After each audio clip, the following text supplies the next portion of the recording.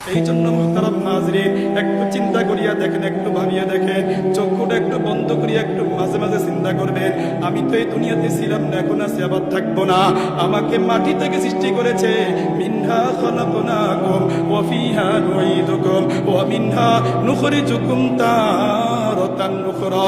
আল্লাহ পাক রব্বুল আলামিন বলেন, আমি তোমাদেরকে মাটি থেকে সৃষ্টি করেছি, এই মাটির ভিতরে তোমাদেরকে আবার দাফন করা হবে, আবার এই মাটির ভিতর থেকে আমি আল্লাহ কিয়ামতের সময় তোমাদেরকে আবার উত্তোলন করব।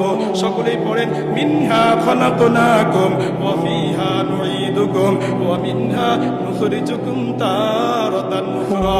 এই জন্য মুহতারাম হাজরিন, রব্বে কারীম আমাদেরকে মাটি থেকে সৃষ্টি করছেন, আমরা হইলাম মাটির মানুষ, কোনো অহংকার নাই, কোনো অহংকার নাই, বিনয়ের সাথে চলাফেরা করা লাগবে। রব্বে কারীম আমাকে যতই ক্ষমতা দেখ, যতই অর্থ সম্পদ দেখ, আমার মধ্যে থাকবে বিনয়ী। আর কবরের চিন্তা, কবরের চিন্তা হযরত আবু বকর সিদ্দিক রাদিয়াল্লাহু তাআলা জানতেন, আবু বকর ফিল জান্নাহ, ওমর ফিল জান্নাহ, আলী ফিল জান্নাহ, উসমান ফিল জান্নাহ। হযরত আবু বকর রাদিয়াল্লাহু তাআলা জানতেন তিনি জান্নাতি, হযরত ওমর রাদিয়াল্লাহু তাআলা জানতেন জান্নাতি, হযরত আলী রাদিয়াল্লাহু তাআলা জানতেন তিনি জান্নাতি। কিন্তু মুহতারাম হাজরিন, সাহাবায়ে কেরাম যখন কবরস্থানের সামনে দিয়ে যাইতেন, নিজেদেরকে স্তব্ধ করে রাখতে পারতেন না, চোখ দিয়া জর্জর করে পানি পড়তো।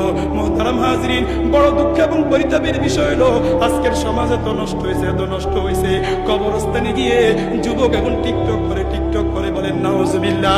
কবরস্থানে যে বাউন্ডারি আছে, এই বাউন্ডারির ভিতরে যুবক বৈশা বৈশা টিকটক করে, বাউন্ডারির ভিতরে বৈশা বৈশা যুবক আল্লাহু আকবার ফ্রি ফায়ার খেলে, পাবজি খেলে। মুহতারাম হাজিরিন, যুবকের কবরের চিন্তা নাই, যুবক